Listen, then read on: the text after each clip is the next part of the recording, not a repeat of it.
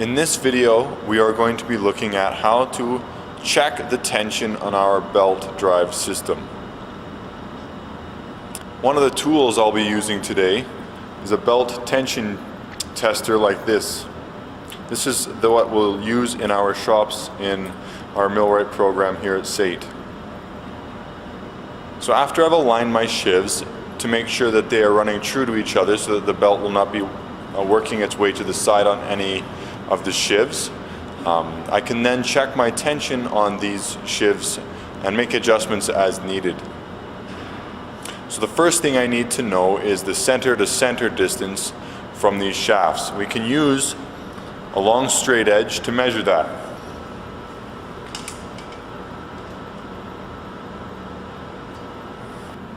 So looking at the chart that came with the tension tester tool, we see that there's two sections.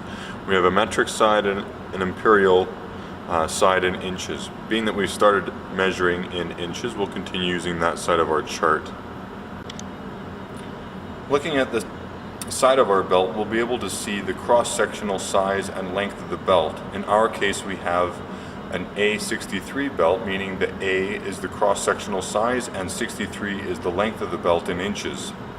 So we'll use this column here to proceed, and then next thing we need to know is the smallest shiv diameter. The shiv on our motor is about 4 inches in diameter, so we'll use this row here. Our motor is running at 1755 RPM, so we'll use the 1000 to 2500 RPM range, meaning we'll need the top line of that row.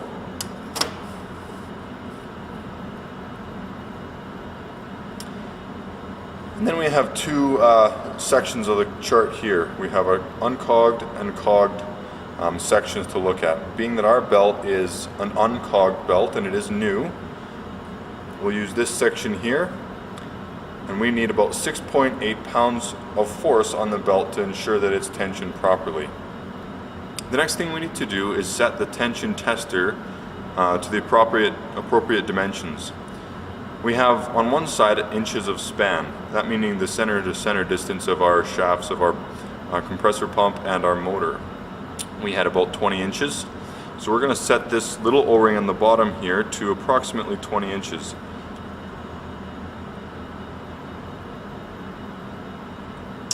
Each one of these graduations or marks is 10.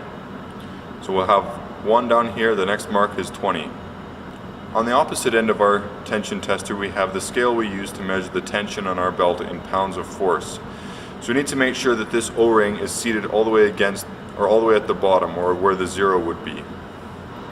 I would just like to point out before we get started here that the shiv on our motor will fit both A and B cross-section size belts. So right now, because I have an A belt, it sits a little bit deeper in the groove. It doesn't come all the way to the bottom, but it does sit a little bit deeper in the groove. So I'm going to set my straight edge on top of the belt. Then taking the tension tester tool, with the rubber side up, I can press on my belt until the rubber O-ring that we set for inches of span is parallel with the bottom of the straight edge. Then I can read the O-ring, and it's going to tell me what the tension is on my belt.